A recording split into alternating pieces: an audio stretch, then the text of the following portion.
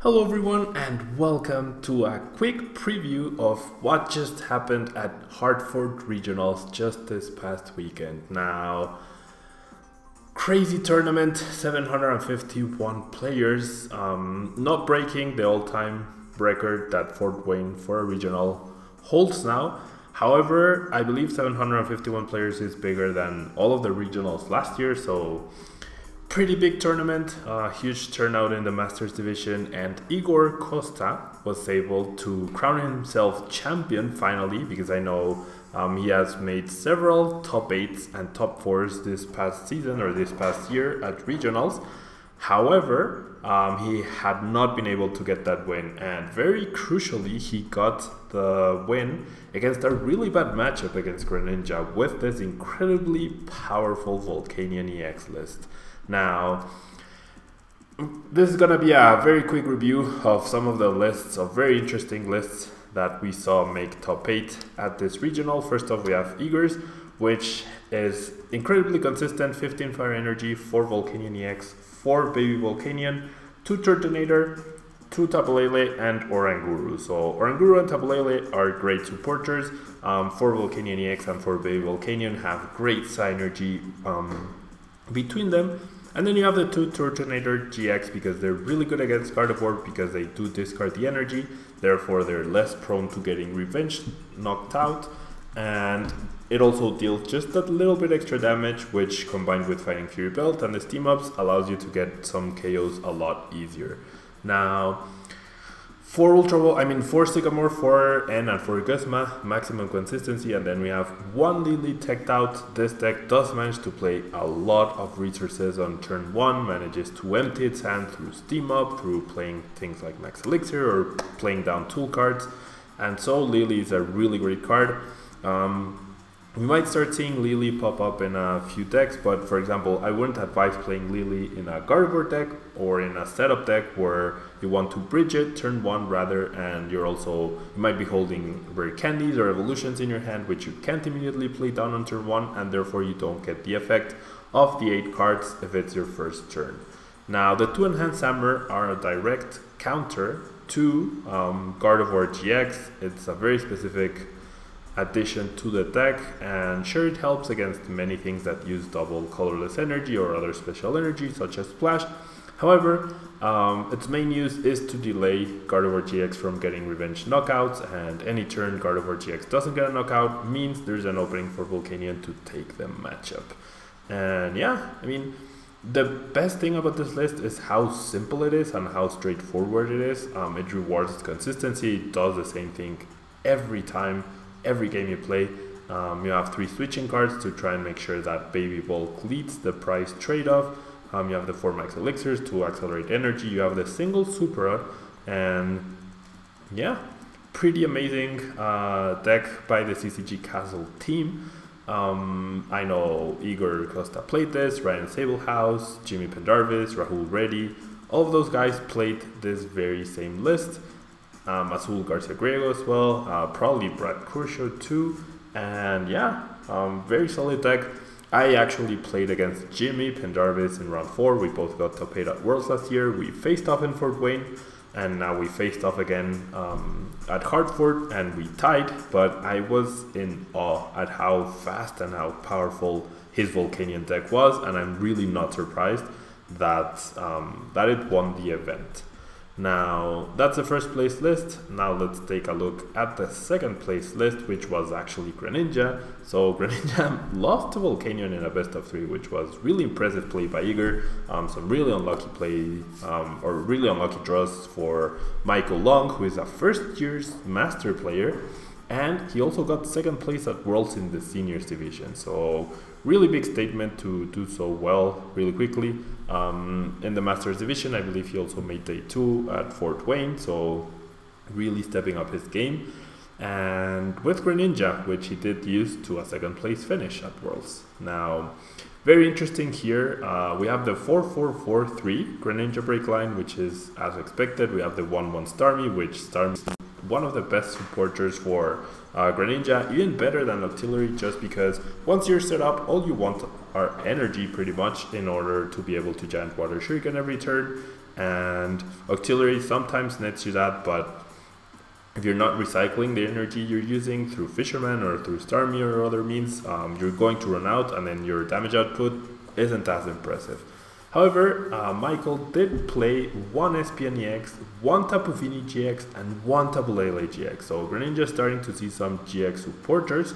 Espeon EX helps a lot in having to deal less damage to things like Golisopod, to things like Gardevoir, in order to get knockouts. Tapu Fini GX with its Tapu Storm GX attack is really good because you get to shuffle threatening Pokemon if they're leading off and have a strong start. Then Tapu Fini GX can just get rid of the threat, and the first attack, which deals 20 damage and then returns to the bench when combined with a choice band, is actually very useful. And then there might be some fringe games where you actually get to Hydra Shot something by discarding 2 energy and getting that last crucial knockout. Now, interestingly enough, Michael also plays 2 Enhanced Hammers, so we might see a return of Enhanced Hammer, 2 decks as text to help deal with Gardevoir and other DCEs, and I do believe that everyone knew, or many people knew, that Gardevoir was a very strong deck, and therefore that's why they teched so heavily against it with the Tapu Fini and the Espeon and the Enhanced Hammers. But aside from that, we have a lot of consistency from Michael. We have the 4 Sycamore and 4 N, of course. We have the 1 Lily as well. So very funny that Lily has been discarded by many players, however, including myself. However, we see the top 2 players using a single copy of Lily to Skyla, because those search directly for Ultra Ball or Brooklet Heal in the early stages of the game, or find you the key field blower or choice band that you need. We have 4 Ultra Ball, 4 Evo Soda, we have 2 field blower, we have 3 Brooklet Heal, and a split between Super Rod and Rescue Stretcher, along with 4 Splash Energy and 6 Water Energy. So really interesting build of Greninja. This will probably be the standard, and with Volcanion having taken the first standard regional in this new format, at least in North America, we might see Greninja regain some popularity. However, that might bring, or might make Golisopod stronger, might make the CDI stronger. We really can't know. So yeah, that's the second place list, and then we are going to move on to the 4th place list used by Sam Chen, who is my teammate, and we actually played the same list except for 1 card was different. He got 4th place, I got 12th place, and 2 other friends played the deck, Spencer Null, who finished in the top 32, and then Mike Fouché, who I believe got top 128, so huge props to them for helping out with the list as well. And yeah, as you can see, this is a Gardevoir Sylveon deck, which I did talk about last week, but I never got around to showcasing it. I will probably showcase it next week, because this week I'm uploading this review today, and then Wednesday, Thursday, Friday we will have expanded decks in preparation for Daytona Regionals, which is this weekend, and I will be attending. However, we will see gameplay of this Gardevoir Sylveon list most likely next week. And yeah, 2-2 line of Sylveon along with a 4-2-3-1 line of Gardevoir and Gallade.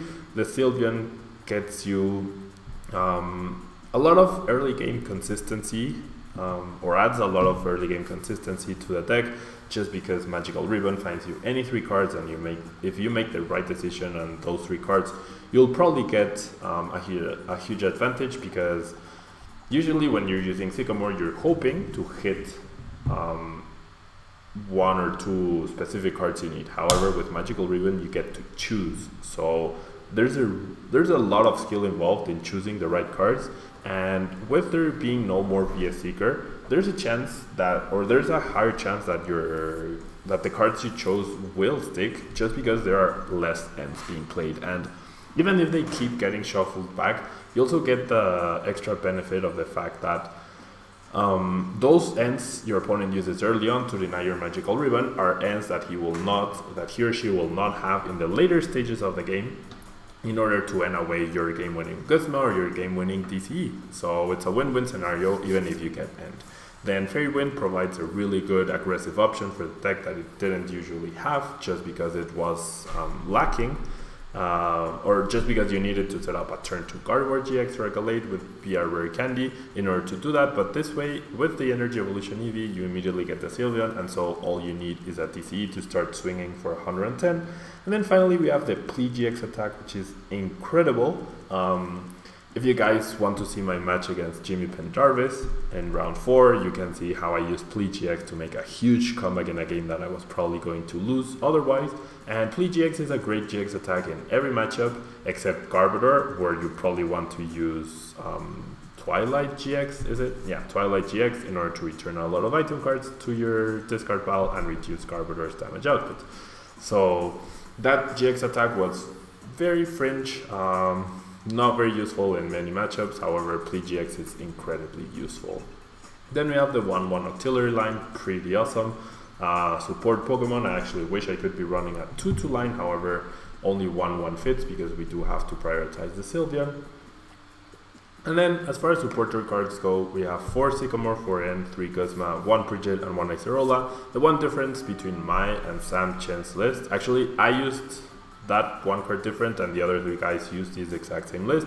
I played 2 Bridget, 1 Floatstone, and my opponents, my friends, sorry, played 2 Floatstone, 1 Bridget, as you can see on your screen. So I really liked the addition of the second Bridget. I felt like it was useful, or it guaranteed that I would never miss the Bridget if I had access to it. Either I would draw into it naturally more and have it in my starting hand, or I could safely Ultra Ball or Tapu Lele for it and just assume I would have it and not need to worry on it being priced, and therefore my initial setup being very poor. Now, the 1 Prowl CD is also a pretty great choice. It was a very unexpected card, I believe, so not many players were playing around it. And then reducing the damage for Volcanion was also pretty good because the most successful Volcanion lists were only running a single copy of Field Blower, and also it helped against Ho GX Salazzle because those decks weren't even running any Stadium cards or Field Blowers at all. So really good inclusion in the deck, and then when combined with Plea GX, you can potentially reduce your opponent's setup from 6 cards or 6 Pokemon in play down to only 2. And if you pair that with a Guzma, then you're probably only leaving 1 useful Pokemon for your opponent.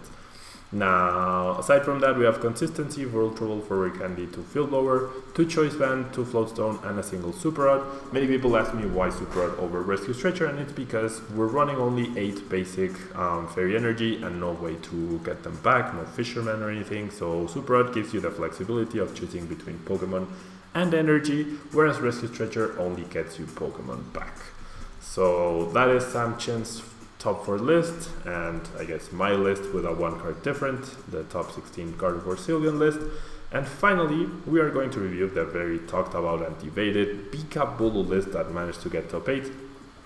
Many players do not like this deck, they don't think it's very good, however one did manage to make it all the way through top 8, and with some very interesting tech cards that we have not seen very commonly in this deck. First off, we have the Mew, which we did see at Bremen Regionals, 2 copies of this card, and I really like it just because with Memories of Dawn, you get essentially a 1 price Tapu Bulu, a very fragile 1 price Tapu Bulu, but still a 1 price Tapu Bulu. Tapu Koko GX was also utilized, and I played against a BKT-Bulu list this weekend. And I almost lost because I definitely did not expect my opponent to play this card. He also played 1 copy of Professor Kukui, and I also did not expect that. So those 2 cards almost cost me the whole match. However, Tapu Koko makes a lot of sense here. It's a really good attacker, and the GX option gives you a much more threatening option than Tapu Bulu GX's attack, which many people know how to play around, and therefore it's not such a big threat. So Tapu Thunder GX, especially if you don't show the Tapu Koko early on or your opponent doesn't know you're playing it, can be a really big threat. And finally, we have the very cute Clefairy, who can use Metronome to copy an attack from the opponent's active Pokemon and use it. So you can use Ho GX's attack, you can use opposing Tapu Bulu's attack. So it's really great in the mirror. It's almost like a one card, a one price tapu bulu GX as well. It's really good against Trash Avalanche potentially as well, even though it's a 3 energy Trash Avalanche, it could be good. Yeah, you could copy something like Necrozma GX's attack. There's so much utility for Clefairy, and I'm really impressed at it getting top 8. Now we have the standard 3/1/3 Picavolt and 3 Tapu Bulu, along with the 3 Tapu Lele GXs. We have 4 Sycamore, 3 N, 3 Guzma, 2 Bridget, and 3 Skyla, along with a single Brock's Grit, which many decks or many Picabulu lists were only using 2 energy recycler in order to put back energy into the deck. However, the single Brock's Grit is essentially a third of those, but you can also recover a clutch Tapu Koko you discarded early on, perhaps a clutch Mew, recover some Picavolt pieces, things like that. And then we have the standard 7 Grass, 4 Lightning, 3 Choice Band, 4 Ultra Ball, 3 Rare Candy, 1 Heavy Ball, 3 Field Blower to combat Garbo Toxin, and the single Switch. So that's pretty much all the coverage we have for Hartford. The other decks I believe were Trampagarb, were Ho Zalazzle, and I'm not entirely sure what else was in the top 8. I don't remember exactly. Another Volcanion, definitely Ryan Sablehouse with another Volcanion. And yeah, lots of interesting decks for the first regional. It'll be interesting to see what shows up to Vancouver, which even though many people will react to the metagame, it'll be probably a tournament with a maximum of 400 players, I would assume, maybe less. So not as big a field, and therefore we might see less variants of different decks. So yeah, that's it for the coverage for Hartford. Thank you guys so much for tuning in, and we will get back to Road to Worlds tomorrow when we start using some expanded in preparation for this weekend's regional. Thank you guys so much, and I'll see you guys later. Bye-bye.